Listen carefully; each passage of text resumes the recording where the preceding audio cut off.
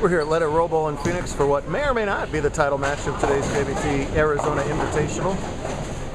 Lucas Rabb has successfully defended his Bowler of the Year title in the scratch division, but he wants to again add Invitational champ to that resume. To do so, though, he's got to beat one of the GOATs, Solomon Salama, twice. Tall task for anybody. If anybody's up to it, it would be the back-to-back Bowler of the Year. To their left, the handicap division is doing what's essentially the semifinal game, Othick versus Knight. Lawrence versus Knight. The winner will advance to play Zach Othick for the handicap title. Yeah. There have been Othicks running all over the place. They're very hard to keep track of. It's a 35-pin difference. Kyle's got to win this match by 36. Knight started with 3 opens.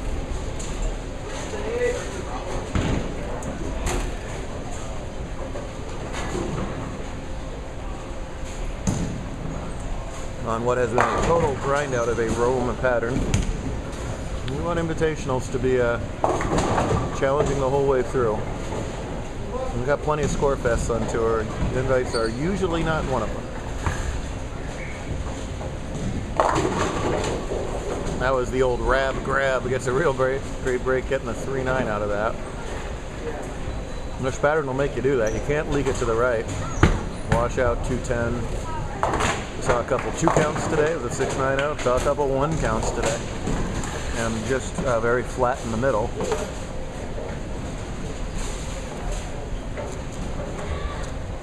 So you just really got to pure it to hit the pocket. Then get the ball to go through the pins right to carry when you're at the pocket. Outstanding spare shooter, no problem at all at the 9.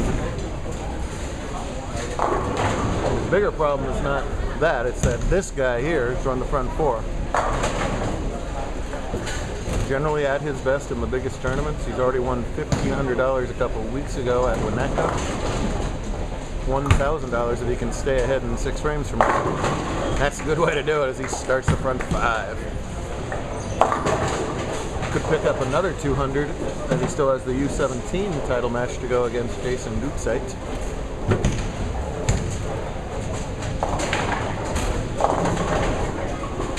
What more can you say about this guy? One of the most stellar resumes in the history of youth bowling, and he's got plenty of time to add to it.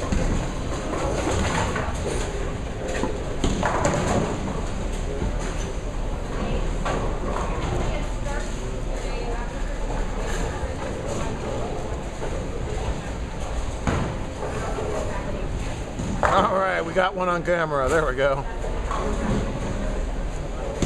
The Solomon box had all but gone away, but they've returned of late. I think he instinctively knows when my camera has slightly less battery.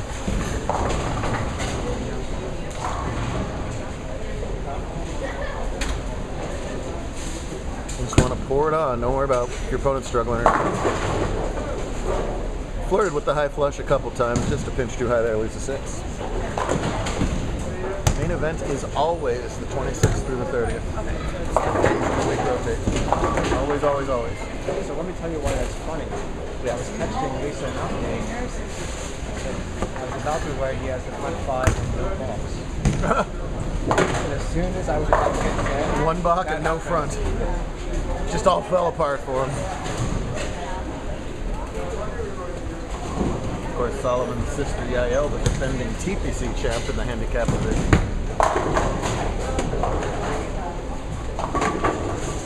Well, Solomon is former main event winner.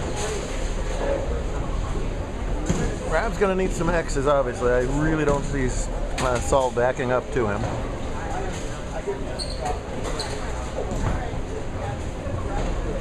Ah, there you go.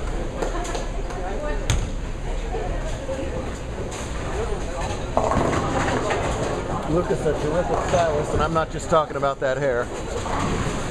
That's too much hair for Phoenix in June. He's got the hair here, he's got the hair here. I cut all mine off just to come down here from Seattle, and I had enough of it. Ridiculous.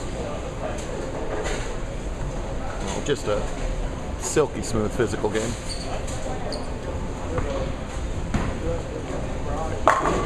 Best 2 shots of this match, obviously. Catches the double, and you just never know. A lot can change in the back half of a bowling game, and Rab well aware of that. Uh-oh. He's going to the text. I think he's just filling in on the app.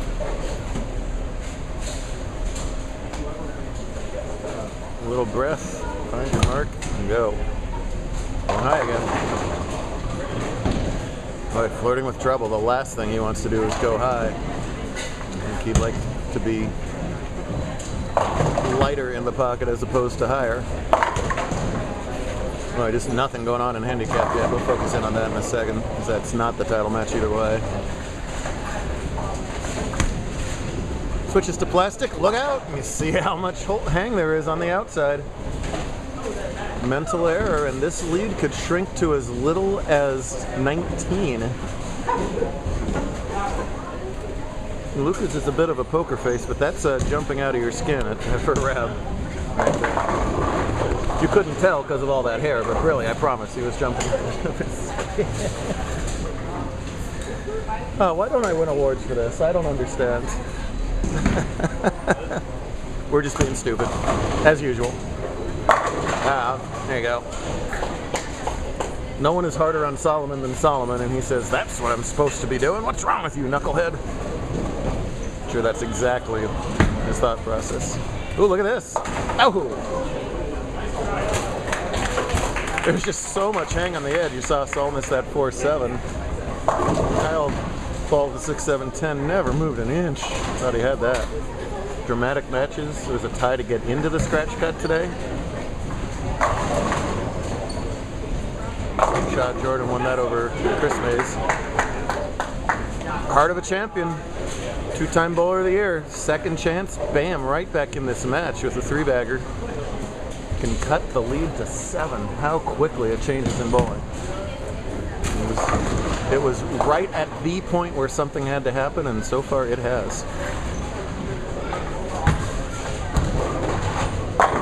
Still 2 more invitational weekends to go. Northwest wraps up in Longview, Washington next weekend, and then back out to Montclair, Bolium for the biggest conference this season, SoCal.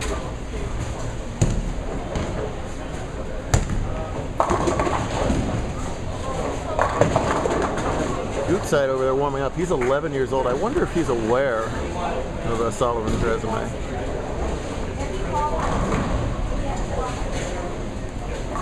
Hopefully he'll look at that as the great opportunity it is. And Jason got a chance to do big things in this game. Huge shot for Rab in the 9th. It's there. It is. Oh, man. How impressive is that? Not just 4 strikes, but 4 dead flush strikes. A little strategic slap out there. That hair still hasn't moved.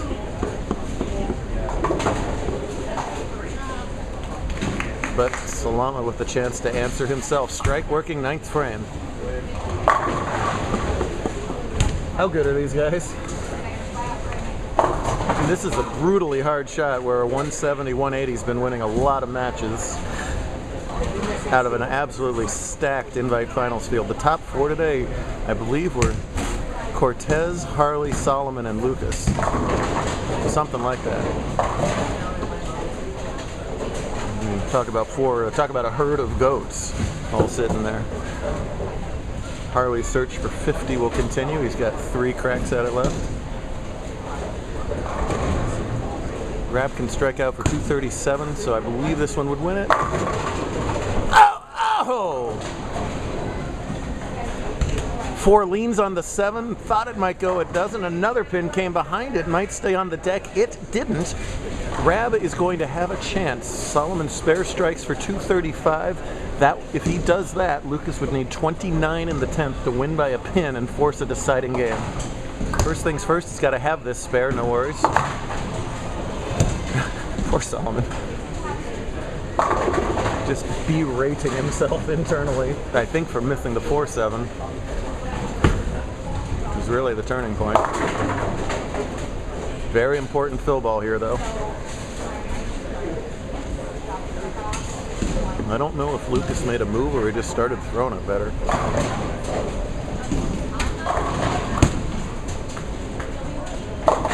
Oh, no. So that eliminates Lucas's fill ball, essentially. 2 strikes in the 10th, we got more bowling.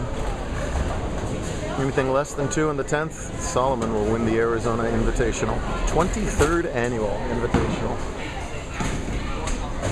No filler, all killer.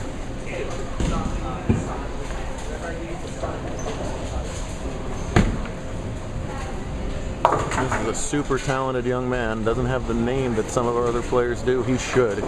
He is phenomenal, and what a chance for him right here. Oh, I think he... Right. Yep, didn't throw that ball as good. He came around that right at release. Oh, the comeback falls short.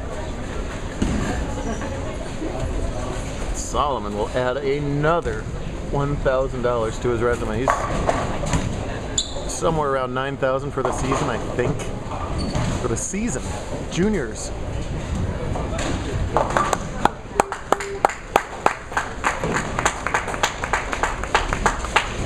Hats off to Lucas, though. That had blowout written all over it, and he came storming back. I'm sorry, I apologize. He came eboniting back, and thank you, and made a absolute game out of it. This guy's just continuously on a tear. 231 to 215 is your final there. Solomon wins 1,000, Lucas wins 500, and back-to-back bowler of the year. Not so. Oh, absolutely. All you had to do was stay ahead of Harley. Attaboy. Wherever he is. Almost. Almost. Big winners no matter what. Handicap title match coming up soon.